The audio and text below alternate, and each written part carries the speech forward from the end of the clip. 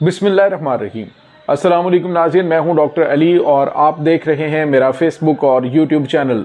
नाज़रीन, कश्मीर का महाज गर्म हो गया है। मुजाहिदीन का भारतीय फ़ौज पर बड़ा हमला, 20 भारतीय फ़ौजियों के मारे जाने की इत्तला, जबकि इल्ज़ाम पाकिस्तान पर लगा दिया गया। पाकिस्तान की मुसल्लह अफवाज हाई अलर्ट हो गई। किसी वक्त भी पाकिस्तान और भारत के दरमियान कोई जंग छिड़ सकती है। इसकी तमाम तर तफसीलात आज की वीलॉग में हम आपके साथ शेयर करेंगे। वीडियो की तफसील में जाने से पहले अगर आपने हमारे चैनल को सब्सक्राइब नहीं किया हुआ तो काइंडली इसको सब्सक्राइब कर लीजिए और बेल आइकन को ज़रूर दबा दीजिएगा ताकि हमारी आने वाली वीडियो सबसे पहले आप तक पहुंच सकें। नाज़रीन, हम आपके शुक्रगुजार हैं जो आप हमारे वीलॉग्स को देखने के लिए वक्त निकालते हैं और कमेंट सेक्शन में अपनी मोहब्बतों का इजहार भी करते हैं। नाज़रीन, पहले तो हमास और इसराइल के दरमियान जारी जंग की ताज़ा तरीन अपडेट हम आपको दे रहे थे, लेकिन कल से लेकर अभी तक मुसलसल मकबूजा जम्मू कश्मीर से कुछ ऐसी इत्तलात मिल रही हैं, कुछ ऐसी खबरें सामने आ रही हैं बावसूख ज़राए से कि भारतीय फ़ौज को एक बहुत बड़ा धचका लगा है।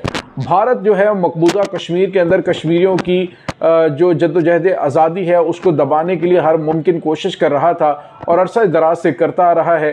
अभी हालिया दिनों में आपको पता है कि भारतीय सुप्रीम कोर्ट ने जिस तरह से एक आईन कानून और इंटरनेशनल लॉज के धज्जियाँ उड़ाते हुए भारतीय हुकूमत की जानिब से किए जाने वाले 5 अगस्त के जो इक़दामात हैं उनको जायज़ करार दे दिया और जिसके बाद जो कश्मीरी मुजाहिदीन है उसके अंदर बेचैनी फैल गई और नाज़रीन इसी वजह से भारतीय जो फ़ौज है उनके ऊपर अब हमले शुरू हो चुके हैं।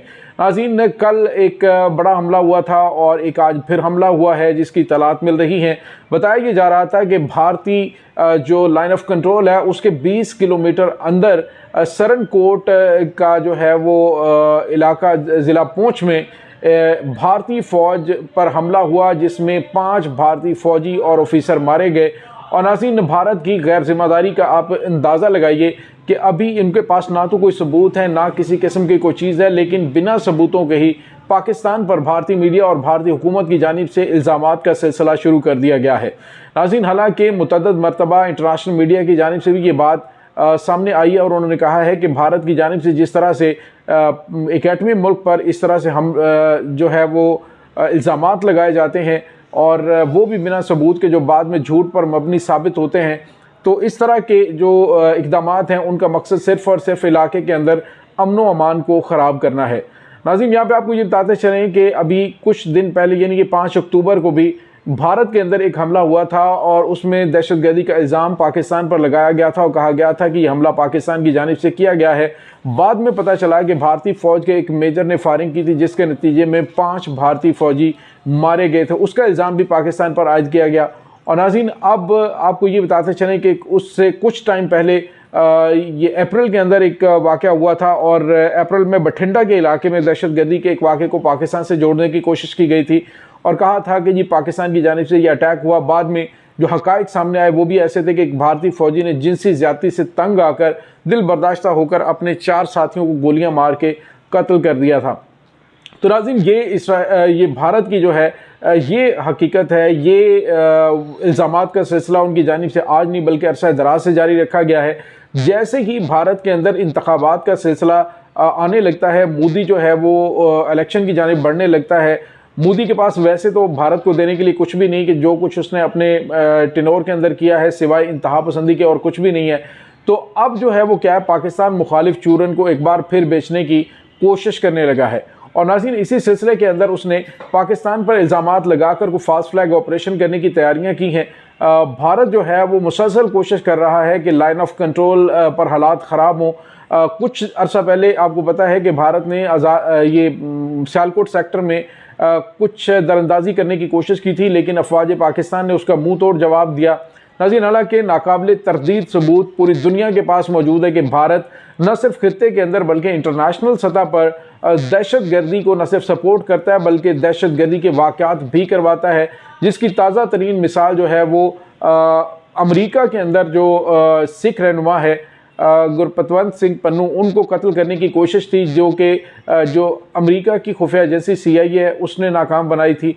इससे पहले आपको पता है कि कनाडा के अंदर वो दहशतगर्दी के वाक़यात करवा चुका है और उसमें एक जो है वो जो एक सिख रहनुमा है वो मारे गए थे और उस पर अमेरिका, कनाडा, ऑस्ट्रेलिया, न्यूजीलैंड, ये तमाम के तमाम ममालिक, इवन के बरतानिया ने भी भारत के ख़िलाफ़ स्टैंड लिया है और अभी तक वो मामलात जो है वो चल रहे हैं।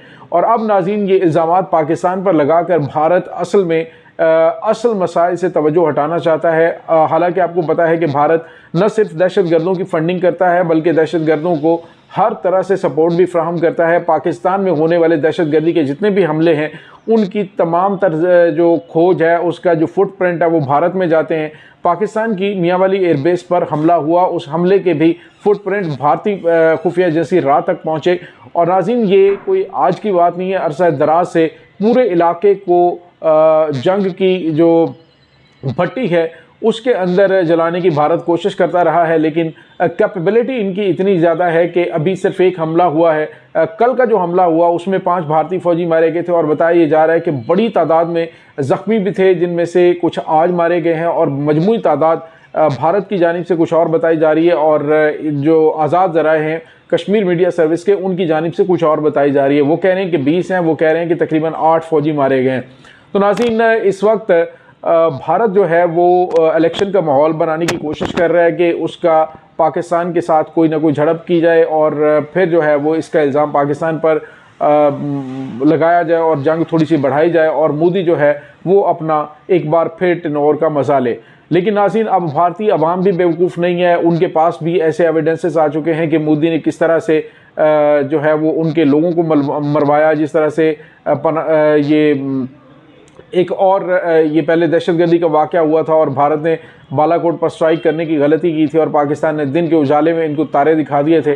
तो वो चीज़ें भी पूरी दुनिया को पता है, भारत को भी पता है।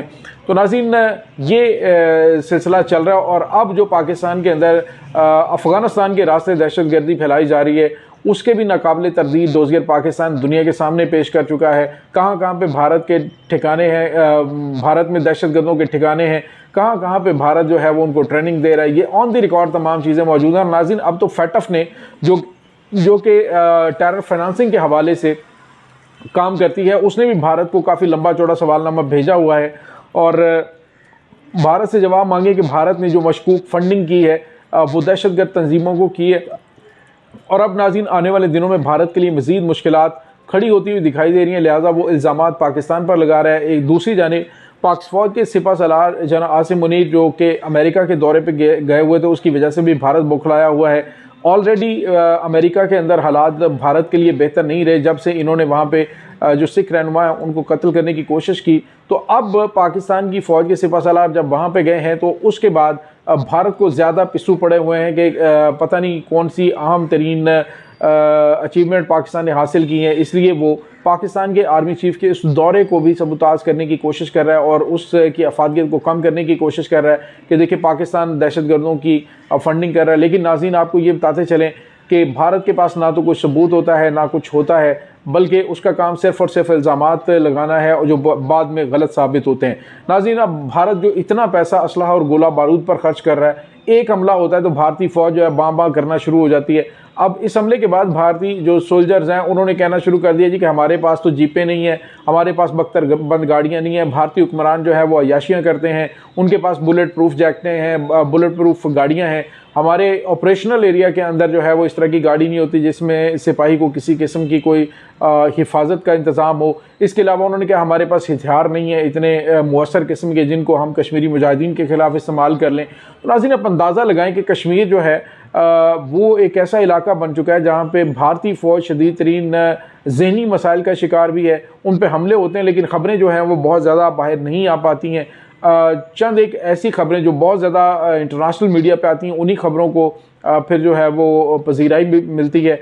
और नाज़रीन, आपको ये बताते चलें कि अब भारत जो है वो कोशिश करेगा कि किसी तरीके से पाकिस्तान के साथ कोई पंगेबाजी करे। पाकिस्तान की मुसल्लह अफ़वाज मुकम्मल तैयार है और अगर भारत की जानिब से कोई भी इस तरह का जो है वो मिस एडवेंचर करने की कोशिश की गई तो इंशाल्लाह अफवाज पाकिस्तान मुंह तोड़ जवाब देने के लिए हर महाज पर तैयार है। नाज़रीन, इस तमाम सूरत हाल के बारे में आपका क्या कहना है कमेंट सेक्शन में अपने ख्यालात का इज़हार ज़रूर कीजिएगा। इंशाल्लाह मिलते हैं एक नई वीडियो में, तब तक के लिए अपना बहुत सारा ख्याल रखिएगा। अल्लाह बारिस।